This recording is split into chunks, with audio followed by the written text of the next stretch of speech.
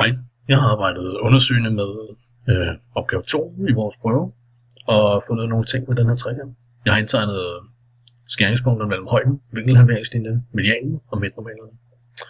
Og finder hurtigt ud af, at de ligger i en rækkefølge, der hedder højde, vinkelhalveringslinje, median og midtnormal, eller omvendt. Også i en retvinklet trekant finder jeg ud af, at højden skærer ned i den rette linje, og midtnormalen skærer midt på hypotenusen. Derudover fandt jeg ud af i en lige side trekant, at alle punkterne ligger samme sted. Lad os se her. Derefter så tegner vi en cirkel, som har et centrum, der ligger mellem midtnormalen og højden. Vi kan lige finde den. Ja, bum, har den et centrum, der står der. Og så finder vi hurtigt ud af igen, at i en lige side trekant, der har den 3 skæringspunkter, som ligger midt på alle siderne.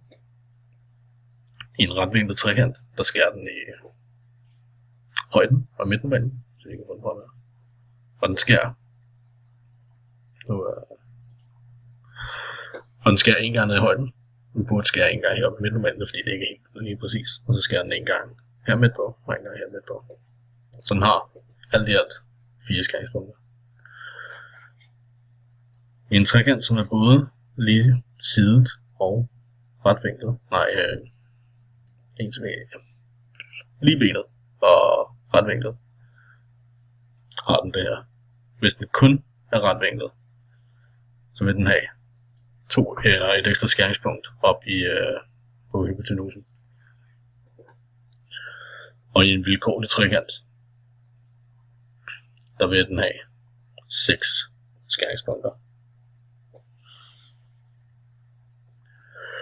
Og ja, her kan vi så illustrere den med den ligebenede, som enten har de 5 skæringspunkter, som vi ser her, eller de 3 skæringspunkter, som vi ser her, hvis toppen ligger inde i cirklen. Derefter skal vi kigge på, hvordan radius. Der igen. Se, den er inde.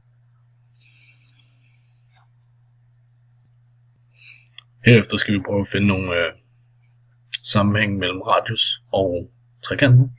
Radius i den cirkel, vi har lavet. Og der ser vi, at i en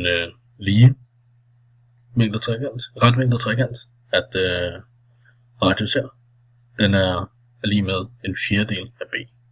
Og her der har vi den numeriske, som der bare hedder b divideret med radius. Så får vi 4. Så prøver vi at tegne den omskrevne cirkel og tegner dens radius. Og så finder vi ud af, at dens radius er dobbelt så meget som den anden cirkels radius. Og det kan vi finde ud af, hvis vi siger